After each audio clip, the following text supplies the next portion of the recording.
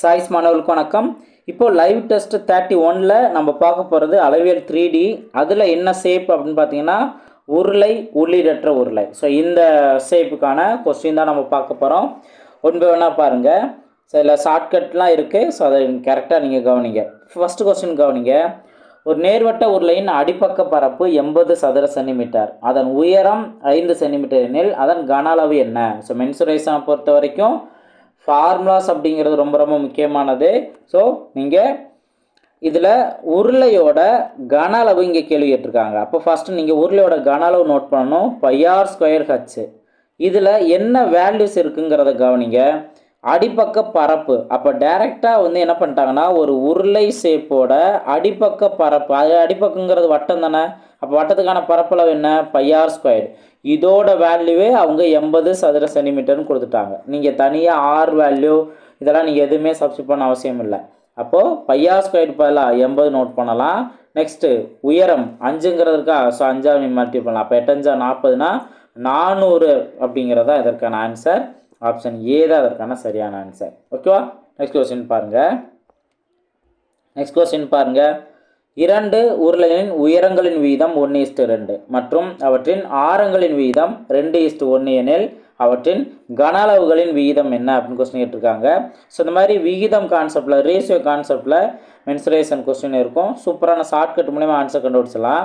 இப்போ என்ன அப்படின்னா நீங்கள் ஃபார்முலா வைஸ் நீங்கள் சிம்பிளை பண்ணாலுமே கூட இந்த பார்ட்டுக்கு ஆன்சர் கரெக்டாக வந்துடும். கன அளவு அப்படின்னா நீங்கள் ஆரம் வேல்யூவை 2 டைம் நோட் பண்ணுங்கள். அதாவது இங்கே 2ன்னு இருக்கா, 2ங்கிற 2 டைம் நோட் பண்ணிட்டேன். அதே போல் இந்த சைடு 1ன்னு இருக்கா, 1 அப்படிங்கிறதையும் 2 டைம் நோட் பண்ணிட்டேன். அடுத்து உயரம் வேல்யூ ஒரே ஒரு டைம் மட்டும் நோட் பண்ணுங்கள். இப்போ ஃபஸ்ட்டு ரேஷியோ வேல்யூக்கு 1, செகண்ட் இதுக்கு வந்து 2ன்னு இருக்கா, அப்போது இன்ட்டு 2 நோட் பண்ணியாச்சா? இப்போ விகிதம்ங்கிறது சிம்பிளை பண்ணால் விகிதம் கிடச்சிரும். எப்படி சிம்பிளை பண்ணால் இந்த 2 இந்த 2மே கேன்சல் ஆயிரும். அப்போ 1 2, அடுத்து 1 1, 2:1 தான் இதற்கான ஆன்சர். ஆப்ஷன் சி தான் அதற்கான சரியான ஆன்சர். பார்த்தீங்க அப்படின்னா 2:1ங்கிறதா இதற்கான சரியான ஆன்சர். நீங்கள் ஃபார்முலாவே சப்ஸ்டிட் பண்ணாலும், இப்போ இந்த ஃபார்முலா நீங்கள் சப்ஸ்டிட் பண்ணியிருப்பீங்க, எது காமனான வேல்யூ அது கேன்சல் ஆகிருக்கும். பை வேல்யூயும் கேன்சல் ஆகிருக்கும். அப்போ r²னா r 2 டைம் வந்திருக்கா, ஓகே. உயரம் வந்து ஒரே ஒரு டைம் வந்திருக்கா, அதே போல தான் இந்த சைடும் ஆறுங்கிறது 2 டைம் வந்திருக்கும், உயரங்கிறது ஒரு டைம். ஸோ இந்த மாதிரி கான்செப்டில் நீங்கள் ஈஸியாக குயிக்காக அந்த ரேஷியோவே டைரெக்டாக நீங்கள் சப்ஸ்டிட் பண்ணலாம். ஓகேங்களா? நெக்ஸ்ட் கொஸ்டின் பாருங்கள். இதே ரேஷியோ கான்செப்டில் இருக்கலாம். ஸோ கொஸ்டினை பாருங்கள். சமமான ஆரம் மற்றும் உயரம் கூம்பு, கோளம், உருளை ஆகியவற்றின் கன அளவுகளின் விகிதம் என்ன? இப்போது இங்கே 3 ஷேப்பு, கூம்பு, கோளம், உருளை, இதோட கன அளவோட வீதம் கேட்குறாங்க. நீங்கள் கன அளவுக்கான ஃபார்முலா அப்ளை பண்ணிவிட்டு அதில் எது காமனாக இருக்கோ கேன்சல் பண்ணலாம். சமமான ஆரம் மற்றும் உயரம் அப்படிங்கிறனால R value H, okay. R equal to H. இதில் நீங்கள் ஹச் அப்படிங்கிறத ஆர்ன்னு நீங்கள் சப்ஸ்டிட் பண்ணிக்கலாம். சப்ஸ்டிட் பண்ணி சிம்பிளை பண்ணிங்க, ஆன்சர் என்ன வருங்கிறத சொல்லுங்கள். இப்போ இதில் 3 ஃபார்முலாவே ப்ராப்பராக நோட் பண்ணுங்கள். இப்போது கூம்போட கன அளவுனா 1/3 πr²h, கோலத்தோட கன அளவுனா 4/3 πr³, உருளையோட கன அளவு அப்படின்னா πr²h. அவங்க கொடுத்துருக்க அதே ஷேப்போட ஆர்டரில் தான் நீங்கள் நோட் பண்ணணும். கூம்பு, கோலம், உருளை. ஸோ அதோட வேல்யூலாம் நீங்கள் அப்ளை பண்ணீங்க அப்படின்னா ரொம்ப சிம்பிளானதான். இப்போ இதில் ஆர் வேல்யூ ஈக்குவல் டு ஹச்சுங்கிற போது இங்கேயும் என்ன ஆகும்? ஹச்சை தான் நீங்கள் ஆர் சப்ஸ்டிட் பண்ண போகிறீங்க. இப்போ இங்கேயும் r³ வந்துடும், இங்கே ஆல்ரெடி r³ இருக்குது, இங்கேயும் r³ வந்துடும். ஓகே. மொத்தத்துக்கு எல்லா சைடு இருக்க அந்த πr³ கேன்சல் ஆகிரும். மீதி இருக்கிறது இந்த வேல்யூ தான் இருக்கும். 1/3 = 4/3 = 1. ரொம்ப சிம்பிளானதான். இந்த 3 காமனாக எடுத்து இங்கே மல்டிபிள் பண்ணிடுங்க. 1:4 1 3 3. அப்போ 1:4 3 தான் இதற்கான ஆன்சர். ஓகேங்களா? நெக்ஸ்ட் கொஸ்டின் பார்ப்போம். நெக்ஸ்ட் கொஸ்டின் பாருங்கள். Question number 4. ஒரு திண்ம நேர்வட்ட உருளையின் ஆரம் 14 சென்டிமீட்டர் மற்றும் உயரம் 30 சென்டிமீட்டர் எனில் அதன் வலைபரப்பு என்ன அப்படின்னு கொஸ்டின் கேட்டிருக்காங்க. ஸோ அப்போ உருளையோட வலைபரப்பு இந்த ஃபார்முலா தெரிஞ்சால் போதும். ஸோ இதை நீங்கள் அப்ளை பண்ணி ஆன்சர் கண்டுபிடிச்சிடலாம். ஸோ அப்ளை பண்ணி ஆன்சர் சொல்லுங்கள். உருளையோட வலைபரப்புக்கான ஃபார்முலா என்ன? 2 பை ஆர் ஹச் ரொம்ப சிம்பிளானதா. அதாவது ஃபார்முலாங்கிறது வட்டத்தோட நீங்கள் கம்பேர் பண்ணுங்கள். 2 பை ஆருங்கிறது வட்டத்தோட சுற்றளவு. அது ஒரு குறிப்பிட்ட ஹைட்டில் இருந்தது அப்படின்னாவே அதுதான் உருளையோட வலைபரப்பு. ரொம்ப ரொம்ப சிம்பிளானதான். இப்போ பாருங்கள், 2 into pi value 22/7 into R value இங்கே கொடுத்துட்டாங்க. ஆர் வேல்யூ 14, அதே போல் உயரம் வேல்யூ 30. இதை ரெண்டை மட்டும் இங்கே நம்ம சப்ஸ்டிட் பண்ணுறோம். சப்ஸ்டிட் பண்ணிட்டு சிம்பிளை பண்ணோம் அப்படின்னா நம்மளுக்கு 2640 அப்படிங்கிறது கிடைக்கும். ஸோ 2640 ஆப்ஷன் டி தான் அதற்கான சரியான ஆன்சர். புரிஞ்சுங்களா? ஸோ ரொம்ப சிம்பிளான ஒரு கான்செப்ட் தான், மறந்துடாதீங்க. நம்ம ஃபார்முலாஸ் எந்த அளவுக்கு நம்ம ஞாபகம் வச்சுருக்கோமோ அந்த அளவுக்கு நமக்கு ஈஸியாக இருக்கும். ஓகேங்களா? நெக்ஸ்ட் கொஸ்டின் பார்ப்போம். கொஸ்டின் நம்பர் 5 கவனிங்க.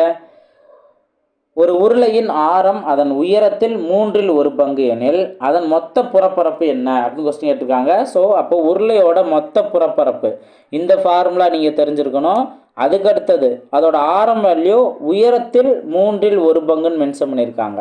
அப்போது ஆர் வேல்யூ என்னன்னு பார்த்தீங்கன்னா ஹைட்டில் 3/1, அப்போ h/3 அப்படிங்கிறதான். ஸோ இதை நீங்கள் சேஞ்ச் பண்ணலாம். சேஞ்ச் பண்ணிவிட்டு அதுக்கான ஆன்சர் என்ன வரும் அப்படிங்கிறத நீங்கள் கமெண்ட் செக்ஷன் பதிவு பண்ணலாம். இதுக்கான ஆன்சர் பார்க்கலாமா? பாருங்கள், ரொம்ப சிம்பிளானதான். ஃபஸ்ட்டு உயரத்தோட உருளையோட மொத்த புறப்பரப்பு என்ன? 2 pi R into H plus R. ஓகேவா? ஸோ இதில் வேல்யூலாம் நீங்கள் சப்ஸ்டிட் பண்ணலாம். ஆர் வேல்யூ 1/3h நோட் பண்ணியிருக்கோமா? அதே போல் தான் இங்கேயும் ஆர் வேல்யூ 1/3h. இதெல்லாம் நீங்கள் சிம்பிளை பண்ணும்போது இப்போ நீங்கள் 2 பை இன்ட்டு h/3 தான் வரும். உள்ளேயும் அதே போல் h ப்ளஸ் h/3ன்னு கிடைக்கும். ஓகே, ஸோ அப்போ உள்ள சிம்பிளை பண்ணும்போது நம்மளுக்கு ஃபைனல் ஆன்சராக 4πh² 9 கிடைக்கும். ஓகே, ஸோ 8 தானே?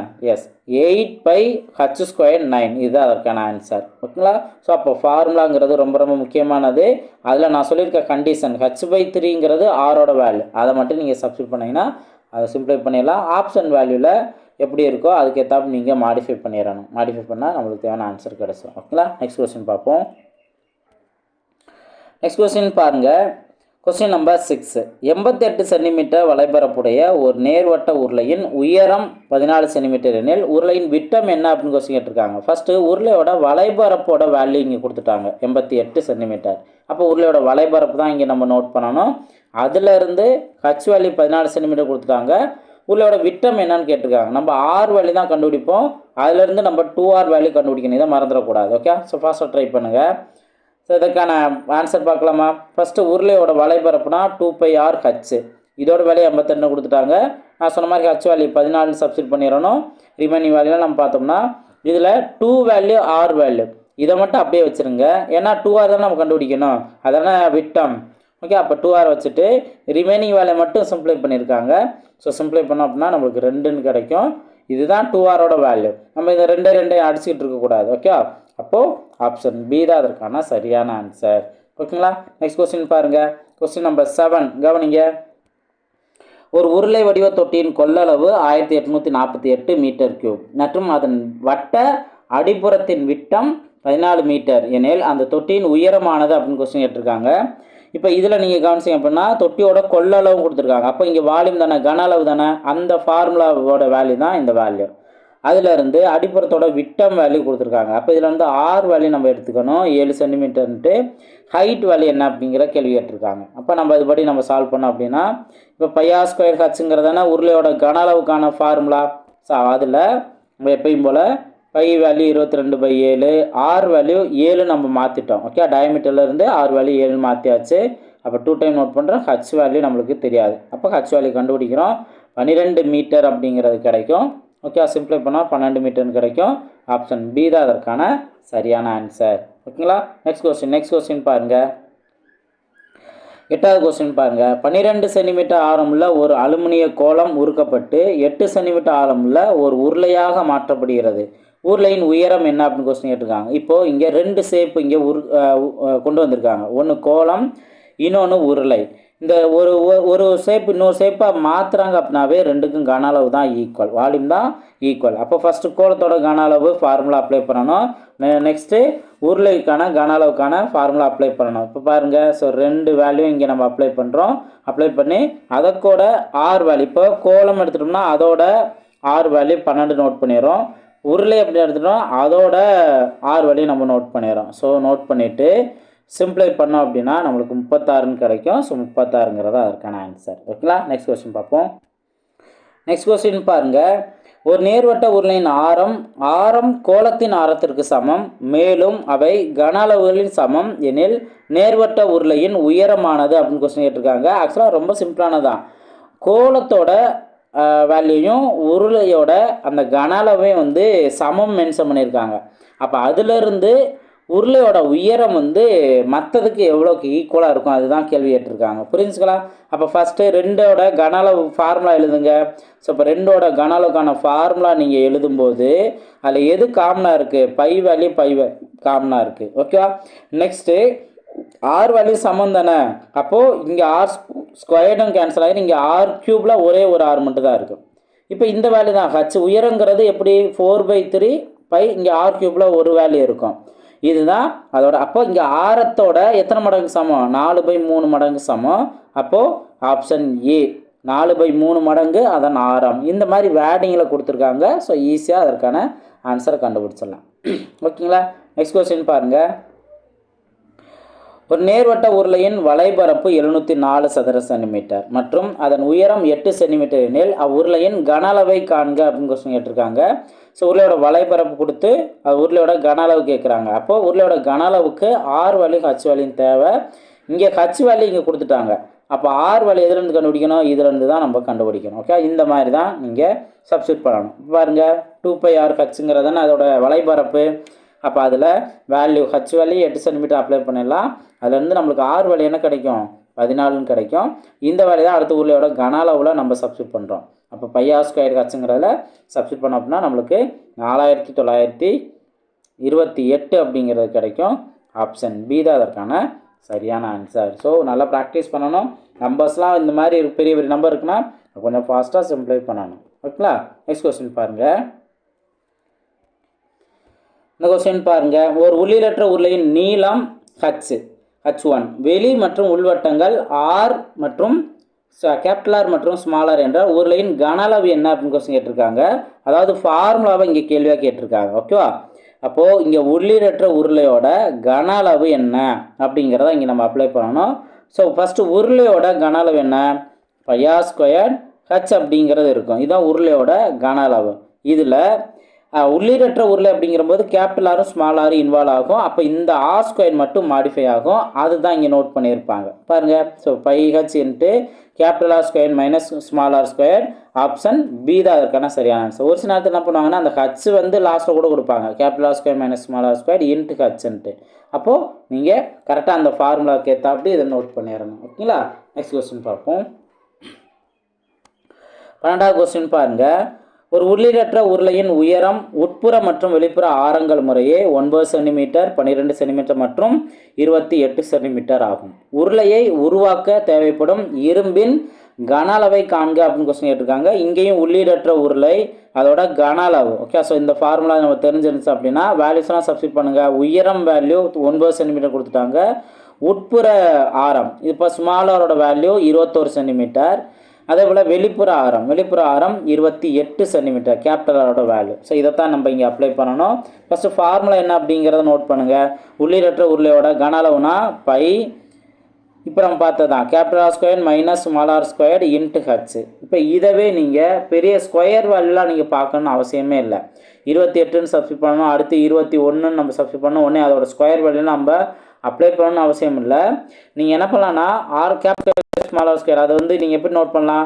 ஏ ஸ்கொயர் மைனஸ் பி ஸ்கொயரா? அப்போ A plus B into A minus B இப்படி கூட வச்சும் கூட சின்ன நம்பர். இப்போ 28 + 21, அதே போல் 28 - 21 இந்த மாதிரி சப்ஸ்டியூட் பண்ணி ஒரு சின்ன நம்பர் டேரெக்டாக மல்டிபிள் பண்ணுறது மாதிரியே கூட நீங்கள் வச்சுக்கலாம். இந்த மாதிரி வச்சு கூட ஆன்சர் கண்டுபிடிக்கலாம்.